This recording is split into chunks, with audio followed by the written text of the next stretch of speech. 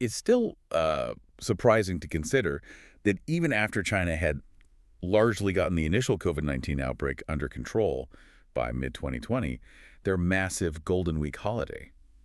Well, that October, travel didn't bounce back as much as you might think. Yeah, the numbers showed only about 70% of the travel volume compared to the year before, which is definitely lower than expected. Okay, let's unpack this. So this deep dive, we're going to look into the really intriguing ways people in China shifted their holiday spending, their activities, in that period right after the initial outbreak. And what gives us a really valuable window into this is the work of IT journalist Makino Takemumi. His newsletter had these great sort of on-the-ground observations from that specific October 2020 Golden Week. Right.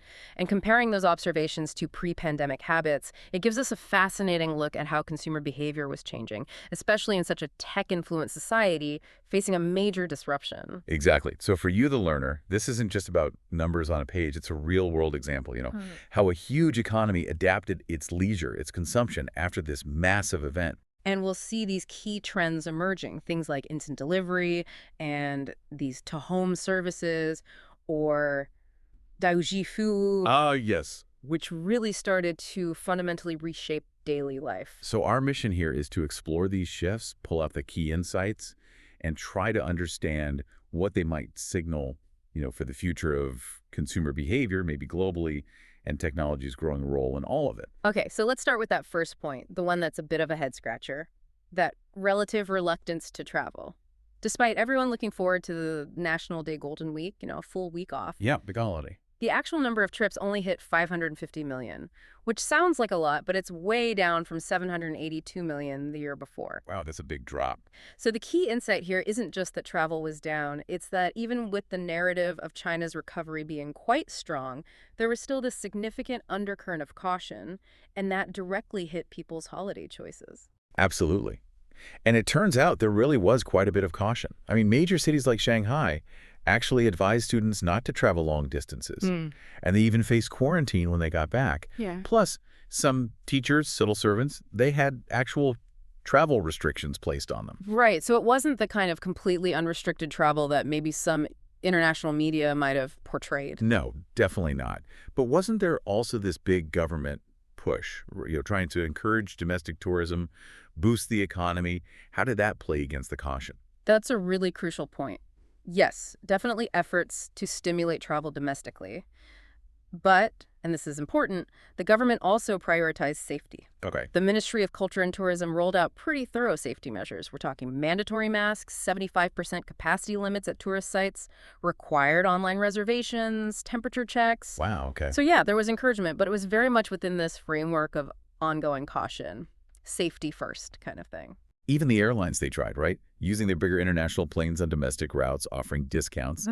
But still, domestic airport passenger numbers only got back to about 86% of 2019 levels.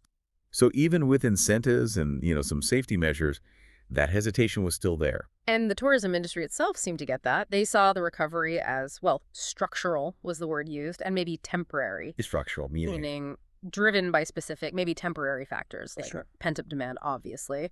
No international travel options at all. Travel costs were way down. Hotel prices dropped around 30%. Okay. And those government travel coupons were a big factor, too. Over 1,500 attractions offered discounts or were even free, and more than 20 provincial governments issued these coupons. Ah, right. So a whole mix of unique factors pushing that 70% number, not just a simple return to normal. Exactly. A temporary boost under very specific conditions, not really a full return to how things were before. Okay, so overall travel down. But for the people who did travel, how did their choices change?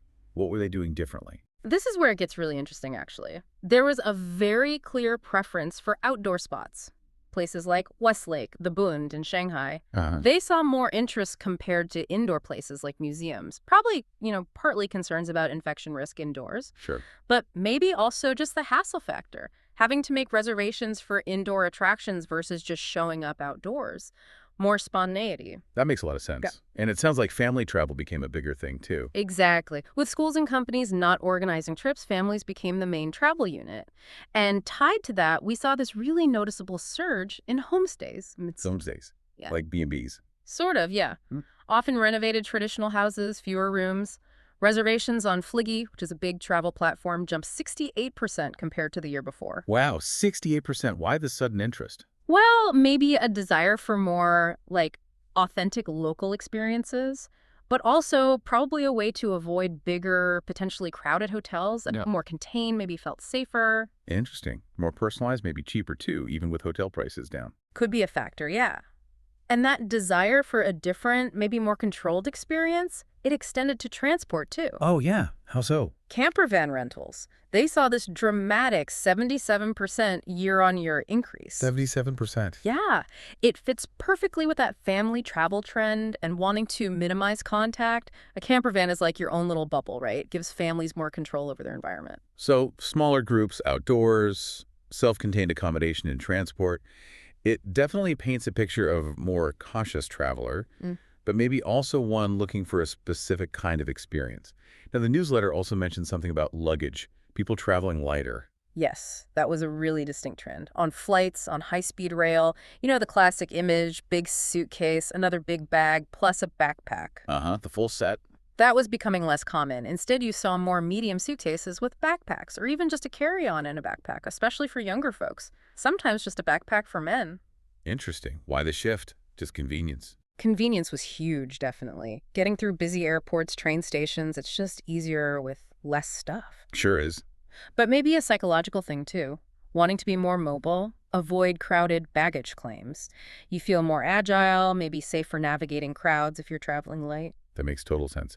But, okay, if they're packing less, how are they managing? You still need toiletries, maybe extra clothes. And that's where local sourcing really kicked in. Travelers were relying much more on convenience stores, supermarkets, and importantly, those instant delivery services to buy things after they arrived. Things like underwear, toiletries, baby supplies. Why lug it all when you can just grab it easily once you're there? And this leads us right into that rise of instant delivery and to home services impacting tourism itself. This sounds like a pretty big shift. It was and is truly transformative. Services like Ela.me, you know, the big food delivery platform, they started offering delivery to hotels. So you could be out sightseeing, order necessities on your phone, and boom, they're waiting for you when you get back. That's amazing. Ela.me's own data showed this big jump in deliveries of things like hygiene products, baby supplies, specifically going to tourist accommodations. The core insight here is this decoupling, right? Physical shopping separated from consumption. You can participate in the economy without being physically at the shop. That changes everything for retail. Wow, yeah. No more desperate late-night searches for a pharmacy in a strange city. Exactly. And it wasn't just necessities. Souvenirs, too. A lot of tourists started buying souvenirs online, like on Taobao, while they were still at the destination. That's smart. And just having them shipped directly home. No need to carry them around for the rest of the trip. Even the souvenir shops themselves started encouraging this, realizing it could actually boost sales. That's a clever adaptation for them. And it seems like ordering local stuff online wasn't just souvenirs, right? You mentioned food specialties. Absolutely. Taobao and Tmall data during that Golden Week showed huge sales increases for regional foods. Things like Xinjiang grilled beef noodles, up 72%, Hunan marinated duck, up 52%, Sichuan rabbit heads up 34%. Rabbit heads, okay. Yeah, and what's really interesting is that a lot of these orders came from within those regions, suggesting people were enjoying local flavors even if they weren't, physically buying them in a market the traditional way. So the goods travel to the people instead of the people always having to travel to the goods. Okay, let's switch gears to the tourist attractions themselves. Sounds like they had to change quite a bit too. Oh, definitely. Those ministry guidelines, the online booking, the 75% capacity limits, they really changed the experience on the ground. How so? Well, one of the most visible things, those massive queues outside ticket offices, they basically disappeared. Ah, bliss. Because everyone was buying tickets on their smartphones beforehand. I can only imagine the relief for visitors. No more wasting hours in line. And you know what? Tourists actually seem to really like the pre-booking system. It was convenient, obviously, but crucially, it meant the attractions themselves were less crowded inside. That's a huge plus. Yeah, places that were usually just jammed, like the Forbidden City or that water town, Vuzhen. Yeah. The visitor experience was reportedly much better. A lot of people actually said they hoped the pre-booking would stick around even after COVID. Interesting. So a potential permanent improvement born out of necessity. A much nicer way to see popular spots. Okay, what about the people who didn't travel, those who stayed put during Golden Week? What were they up to? For the non-travelers, the focus really seemed to shift inward, towards family, towards home-based or local entertainment. Going to the cinema as a family became a really popular thing. Okay. Alibaba Pictures data showed a 68% jump in sales of family tickets. That's tickets for 3 or more people compared to the previous Golden Week. 68%. That's quite an increase. What were they seeing? Anything particular? Well, the big hit was an animated film called Jiangxia. It was part of this Fengshen cinematic universe. It had actually been scheduled for the Spring Festival, but got delayed by COVID. Ah, so pent-up demand for that movie, too. Exactly. And overall, cinema ticket sales just exploded, something like 13.5 times higher than the previous Golden Week. Wow. Which really highlights that even after that initial period where everyone was watching movies online during lockdown, people still valued that shared big screen cinema experience, especially for families. Yeah, it seems people were really eager to get back to that communal experience. Okay, food's always central to holidays, traveling or not. What changes did we see there for people staying home? Well, with some lingering worries about, dining out in crowded places, there was a huge push from restaurants, supermarkets, even those fresh food e-commerce platforms for semi-prepared meals. Man, Tammy. Semi-prepared, Yeah. like meal kits. Exactly. Ready-to-cook kits like for hot pot or pre-made dishes from restaurants that just needed heating up. Minimal effort at home. And they became super popular. It let people enjoy restaurant-quality food or something close to it without the perceived risks of going out. Comfort and safety. Sound like the perfect middle ground. A treat, but at home. Precisely. And this trend has big implications, especially for fresh produce e-commerce and what they call new retail supermarkets. The ones that blend online and offline. Right, with the fast delivery. Yeah, but those front-end warehouses, the small local depots for super fast delivery, they often have limited variety because they're small. Okay.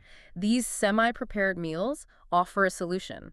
They let people get more diverse, interesting meals delivered quickly without needing to go to a big supermarket with huge inventory. So it bridges that gap, convenience of speed, but with more variety.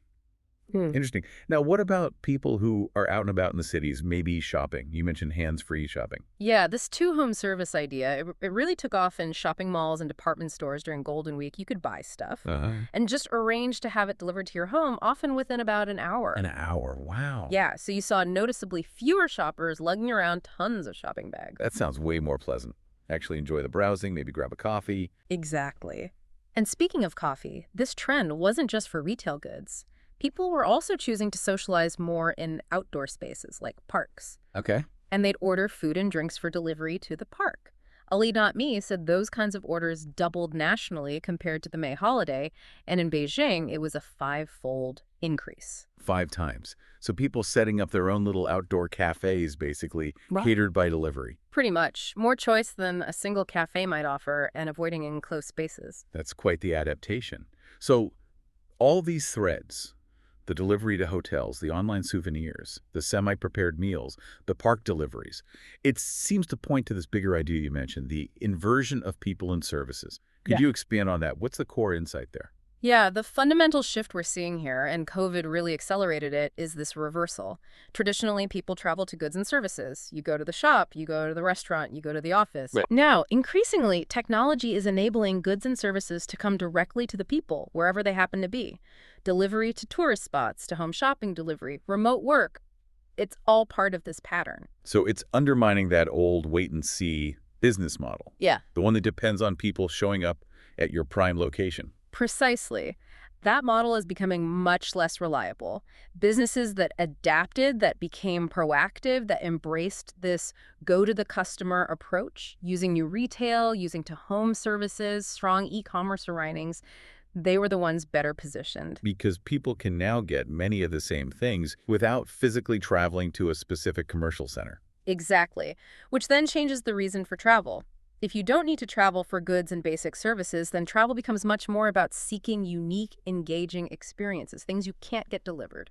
And this really underlines the growing importance of the experience itself, doesn't it? Absolutely critical. People are just less willing now to travel purely for a transaction.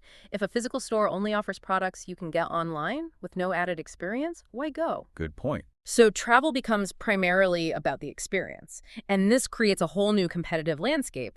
Businesses now need to compete on creating compelling experiences that are actually worth traveling for. Okay, so let's try and sum up this deep dive. Yeah, It really sounds like that period after the initial COVID shock, it triggered some really significant, maybe unexpected changes in holiday behavior in China. definitely. We saw a more cautious approach to travel overall, right? A bigger focus on family, on local or outdoor experiences. Yeah. A huge embrace of technology for sheer convenience delivery everywhere, online booking becoming standard, and this clear shift towards demanding experiences, not just stuff. That sums it up well. And this leads us to the big question for you, the learner. Thinking about these rapid shifts in China, what parts of this do you see potentially echoing or influencing behavior in your own context? Like, where might you see these to-home services really taking root, or this stronger demand for unique experiences over just shopping? And how might businesses where you are need to adapt to this world where convenience and experience are becoming so paramount? Yeah, it's definitely food for thought. The whole landscape of digital commerce, consumer habits, it's constantly shifting. We really encourage you to think about how these trends might play out differently in various cultures, different economies, and just keep an eye on the really innovative ways businesses are trying to meet these changing needs.